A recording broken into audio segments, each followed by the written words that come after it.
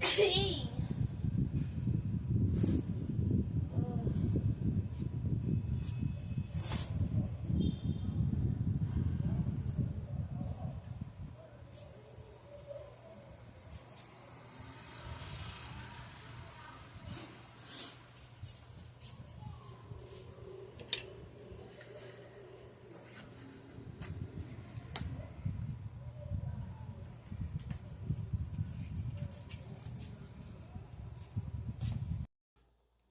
Olá, meu nome é Juliana, eu tenho 27 anos. Atualmente eu moro na zona oeste do Rio de Janeiro, mais especificamente no bairro de Senador Camará. Eu moro aqui desde sempre e eu estou aqui para falar um pouco sobre a experiência de morar sozinha, assim, né? Atualmente eu vivo essa experiência. E, e eu fiquei pensando um pouco, refletindo sobre esse processo para passar um pouco aqui, né? E o quanto que isso foi muito doido, assim, né? Acho que tem uns 3 anos que eu moro sozinha, vai fazer três, por aí. E, e eu consigo acessar esse espaço a partir do momento que eu me formo. Eu sou psicóloga, e aí, com muita dificuldade, as dificuldades da vida, assim, quando eu me formei. Eu decidi tomar na verdade, isso sempre foi um desejo, né? Sempre foi uma coisa que eu sabia que teria que acontecer, não era opcional, porque eu não me sentia bem no lugar que eu habitava antes, né? De morar sozinha, de fato, assim. E eu acho que se sentir bem, não se sentir bem para sempre, acho que nunca vai ser uma opção, né? Então, eu sabia que em algum momento eu precisaria me articular para que isso acontecesse. Mas infelizmente não foi tão planejado quanto eu gostaria, mas foi como deveria ser ali naquele momento, assim. A primeira casa que eu morei não foi essa casa, foi uma casa menor e eu não tinha absolutamente nada assim, né, de móvel. Eu fui com um ventilador e a coragem e um sonho e o meu primeiro salário. E aí, o mais importante de tudo nesse processo foi eu me articular com a minha rede de apoio, assim. Porque aí foi um amigo que me deu uma coisa, um outro amigo que me deu outra, uma casa com pessoas, perto de pessoas já conhecidas, né, que iam me dar um suporte que eu precisasse ali no momento, né, de alguma coisa que falta ali. E também se sentir segura, assim, eu acho que, para mim, é, eu penso muito sobre essa questão de ser mulher e morar sozinha, né? Enfim, tem muitas coisas, então acho que não só essa questão de ser mulher, mas se morar sozinho traz também uma certa exposição, né? No sentido de falta ali, pode faltar uma rede de suporte para dar um apoio quando a gente fica doente, quando falta uma comida, enfim, essas coisas que a gente vai tentando se articular. Então, para mim, uma coisa que fez ser possível isso foi esse impulso, né, de tipo, não dá mais, vai ter que ser agora do jeito que der, né, mesmo sem os materiais necessários todos, né, acho que nunca vai ser perfeito também. E, e aí, com essa rede de suporte que foi me ajudando, né, que foi me indicando algumas coisas e também me proporcionando algumas coisas para que isso fosse possível, assim, né, e quando eu falo de rede de apoio, eu tô falando muito de amigos, né, que me ajudaram nesse processo. E eu, quando eu percebo isso, assim, isso me vem mais forte ainda, essa questão da rede de apoio, de, assim, de onde eu vou morar e tudo mais. E aí eu fiquei, acho que um ano nessa casa, né, nessa primeira casa, e agora eu estou num outro espaço que é um pouquinho maior, porque eu trabalho em casa também, então eu precisava um pouco de separar, né, o meu espaço de trabalho para o meu espaço de descanso, uma coisa que não tinha antes, de uma casa muito pequena e que afetava muito a minha subjetividade, porque eu já tenho uma dificuldade aí de parar de trabalhar, né, que o capitalismo impõe a gente. E então tinha várias questões, né, com aquela casa, onde eu fui muito feliz, né, mas também que onde eu passei muitas dificuldades do primeiro ano morando sozinha.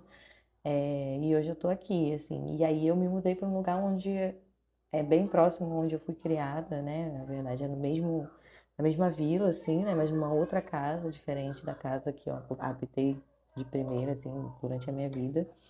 E levando muito em consideração essa questão que eu falei da rede de apoio, assim, né? Que esse é o meu território afetivo, inclusive, né? É o território que eu me identifico, é o território que eu conheço as pessoas, mas também é um território muito violentado pelo Estado, né? Porque é uma comunidade, então a gente tem esses embates aí, né? Esses entraves de uma operação policial, outras coisas, né? E que traz também esse lugar de, às vezes, se sentir sozinha, assim, para lidar com isso. Então, eu consigo acessar minhas redes de apoio mais fácil, assim, pensando nesse espaço de estar aqui nesse território, e é por isso que eu voltei para cá. Então, se eu pudesse resumir, toda essa minha experiência, assim, que é muito necessária para mim, assim, hoje em dia eu consigo habitar esse espaço e ver o quanto que ele é necessário para a minha subjetividade se manter estruturada, assim, né, a minha individualidade também. Mas eu acho que o que é fundamental para mim nesse processo é essa estruturação, sabe, de uma rede que nos ajuda, né? Porque se às vezes a gente pensa muito nessa questão de morar sozinho, a gente pensa muito numa independência total, assim, né? E eu acho que essa ideia de independência total não existe, assim. Eu acho que a gente sempre vai, em algum momento, precisar de uma rede de apoio ou outra. E eu acho que quanto mais a gente está autônomo, é a gente fica mais autônomo quando a gente consegue, de fato, ampliar essas redes de apoio, assim, sabe? Então, foi uma coisa que foi muito importante para mim nesse processo de morar sozinha, de fato, né? E ser uma pessoa autônoma, né? E entendendo que eu tenho limitações que não vão fazer com que eu me auto-baste para sempre, né? Que essa ideia de se auto-suprir totalmente, às vezes é muito pesada e pode acabar frustrando a gente, porque ele de fato talvez não consiga, assim, pelo menos na minha experiência eu senti isso.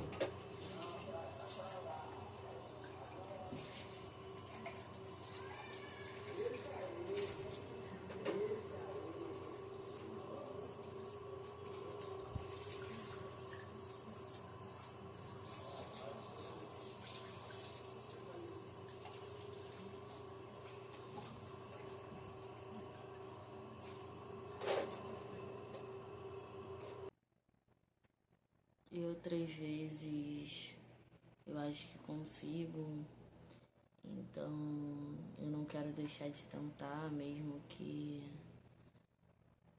fique muito estranho tudo isso. Tô aqui sozinha, não sei como é que vai ser a noite. Às vezes bate insegurança por estar sozinha mesmo. Às vezes eu fico desconfiada das coisas e o horário de dormir tá aqui aparecendo. E é muito louco isso, né? Depois que Depois que eu me entendi uma pessoa não homo, eu comecei a me ver mais sozinha e do que antes, né? Que é muito contraditório diante das leituras que eu fazia, diante dos vídeos que eu assistia, de tudo, né? Das vivências que eu via, lia. Eu sempre achei que quando eu me entendesse não homo, né? Que de fato eu sempre fui, só que eu ficava insistindo em ser uma pessoa monogâmica. Eu pensei, cara, eu vou sempre ter alguém comigo, né? Isso é uma mentira, pelo menos não comigo. Eu não sei que talvez outras pessoas tenham umas vivências diferentes. Mas eu comecei eu até mesmo, tipo, tentar entender de onde vem o meu querer, sabe? E às vezes o meu querer não tem embasamento nenhum, então eu não dou tanta importância pra ele, eu deixo de lado, porque às vezes pra mim, às vezes tá sendo mais interessante isso, o me conhecer, né? E nem era sobre isso que eu ia falar. A não monogamia abre um leque muito grande, né? Mas o que eu ia falar muito é dessa insegurança, é desse movimento de estar sozinha, de morar sozinha, do quanto que às vezes eu queria ter alguém assim,